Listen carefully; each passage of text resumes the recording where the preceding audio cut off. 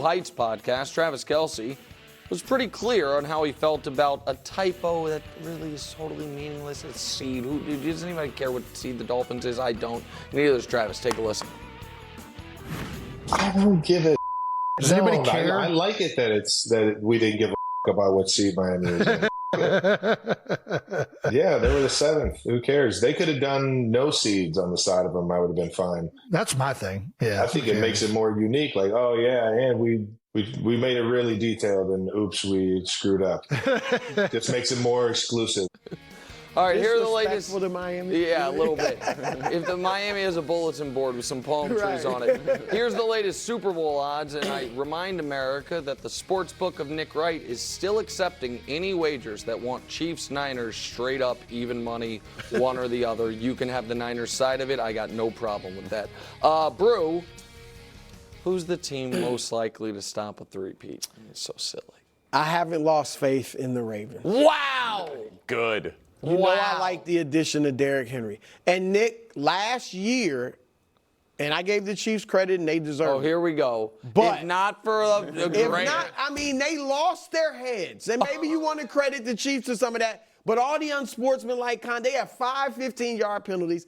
I'm still upset with Zay Flowers. I would have been up here with my Jordans on the table if Zay Flowers can keep his head on straight and not get that penalty that caused. I don't think they fumbled there. I think they probably score on the next play. Now it's a 3-point game with, 10 minutes left or whatever it was. Who knows what would happen? They held Mahomes and company to 17 points, his second lowest in a playoff game ever.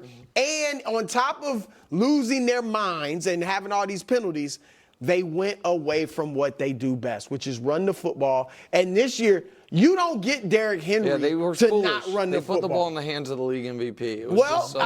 He made his own decisions not to run when he clearly had opportunities. But you're getting Derrick Henry. You're going to run the football. I think they'll run it well. And Nick, and I'll give KC's defense because they did shut him down early, all right? And maybe that caused them to stop running. But with Henry, I think they'll run it well. And what does that do when you have a strong running game? Keeps Mahomes off the field. Sure. So I'm going with Baltimore. Okay. So the question was, who is most likely to stop him from a three-peat? Travis Kelce. What? Okay. Wow. So I'm not going to pick one team against Kansas City. That would be ridiculous. But if it's Kansas City or the field, I would take the field. Okay, we can and make so that what bet would too, what would be we can make that bet too? Sure, yeah, but go ahead. I want to hear the Kelce thing. He played 19 games last year. He had more games where he had less than 30 receiving yards than games where he had more than 100 receiving yards, regular season and playoffs. He turns 35 in October. Yeah. And he was excellent last year, and he was unbelievable in the playoffs. At some point, that's going to end for a 35-year-old tight end. And when it does, now that Tyreek Hill isn't there, I like the Xavier Worthy pick, Hollywood Brown, fine. But if Travis Kelce is merely fine, Kansas City's going to have some problems. So your answer is what's going to stop it is if they no longer have the elite weapon. If they don't have Travis Kelce as an elite player. Yeah, well, luckily he said he's going to play another 4 or 5 years. I don't know. And he played his best football at the end of the year. I think I will be fair here. It's not fair to criticize your answer and not give one of my own. So who's most likely to stop the Chiefs three-peat? The answer is obviously no one. It's a ludicrous question. Let's take the field. But no one's ever three-peated. Show me the in Mahomes numbers the last 2 years in the playoffs. No one's ever done this either, which is just play perfect football in any environment in -30 at home, on the road, in a dome against the Purple People Eaters in Baltimore, any of it. I don't want to pick against that guy. And two of those games were on one leg. All 7 of those games without Tyreek Hill. And you know who the best player on the field in every single one of those games other than Mahomes was? Travis Kelce. So you're wrong and you're wrong. Next, the Bud List. I'm going to put Nick on the board. Yeah, we should both put him on there. Lucky Brooks, who hosts a podcast that Dusty wished he worked for instead of this show, so he always bitches stories from it. We're ranking quarterbacks by division on that said Move the Sticks podcast. When they got to the NFC North, Jeremiah picked Caleb Williams as the worst in the division. Wow. Take a listen. Jared Goff is 1 for me. I have Jordan Love 2. I have Sam Darnold 3, Caleb Williams 4. And that's just, I mean, look, that's just because I think it's going to be a little bit of an adjustment period with Caleb. And then I think that, he's got a chance. Sky's the limit. Okay. With respect, unless the adjustment period is he decides to play the first half of the season left-handed, he is going to be better than Sam Darnold. So, Brew, I ask you, more likely, Caleb Williams is the best or the worst quarterback in a division that currently has Sam Darnold as a starting quarterback? Well, look, I agree with you that he won't be the worst. Well, that's okay? not the... If the three, I would have Love and Goff, however you want to have them, as 1 and 2, and I'd have Caleb 3. And Darnold / J.J. McCarthy, whoever ends up playing the most there in Minnesota. But I think this is the thinking. So my answer is he's more likely to be worst. Okay. I don't see him being better than Love and Goff this year. Now, I think eventually, as Jeremiah said, sky's the limit. But this year, I do think he's going to have some growing pains. I mean, he's going to have to get on schedule. I think he's going to realize his athleticism that bailed him out a lot and was great in college is not going to be the same in the NFL because just faster, bigger guys and stuff. So I think there will be an adjustment period. And I'm guessing, and Bucky Brooks didn't even push back a ton on that, at least from what we saw.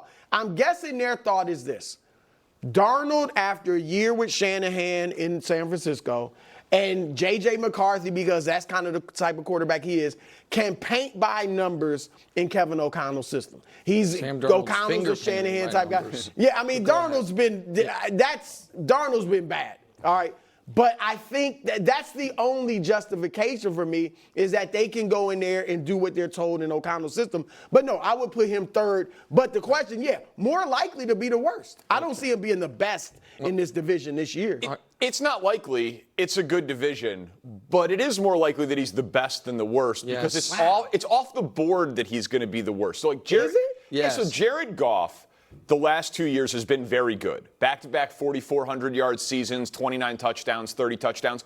But we've seen Jared Goff have big regression before. We've seen Goff be awful. And if they have a few injuries to their offensive line, his numbers plummet if he's under pressure. So in a less-than-ideal situation, obviously Goff can regress.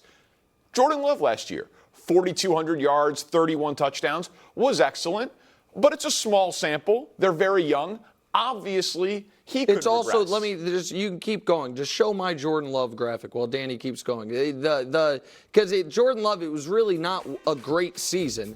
It was a brilliant second half of a season. But so brilliant that overall the stats is what I said. I understand. My point is, we talk about the Jordan Love sample is actually a very small one as well. Because you know what I mean? It is not even just one full season where he's looked awesome. It is a half season where he's looked awesome. And a playoff game. One great playoff game and one really poor playoff game. Would you agree, though, the fact that he's older, whether it's by age or not, but that he sat for 3 years behind Aaron Rodgers, that helps him. Sure. And it's like, okay, he hadn't played a ton, but he's experienced and sat, no doubt behind about a it. legend. How I put it was like Goff, stable, but we've seen him fall off. Love, impressive and ascending. It's not that common that Goff falls off, though. No, but we've seen it happen once before, and his numbers when under pressure are bad. Under pressure, and so, like, if that offensive line suffered injuries, I think it's in play that he regresses. Can we put up Sam Darnold's best season ever? Okay, please. I'd love to. This is the best season of his I thought you were career. gonna show something at USC. Yeah, well, that would have been funny. But I mean, 19 touchdowns, 13 better than I picks. thought. But he's got 7 years in the league. That's the best season he's ever had. I will be floored if Caleb's worse than that. And here's the that's other his best year. So I agree with almost everything you said. So I think that we know what Jared Goff is. When he is protected, he's a very solid B+, A-. And when he's pressured, it's a train wreck. And so I think we know. I can't say he has a high floor because the floor falls out if the protection's not there. But we know he's, even under the most ideal circumstances, he's not spectacular. He's not Jared Goff. He can be. But you said A-. A-, yeah. I think under these circumstances, get you to the Super Bowl. No doubt. And by the way, he has great circumstances. We talked about in the previous segment in Detroit with the offensive line, the weapons, all of it. I think Jordan Love is potentially going to be excellent. I think that we need to pump the brakes a bit just because it is, in my opinion, C.J. Stroud has almost doubled the sample of good football, great football, and C.J. Stroud's played 1 year.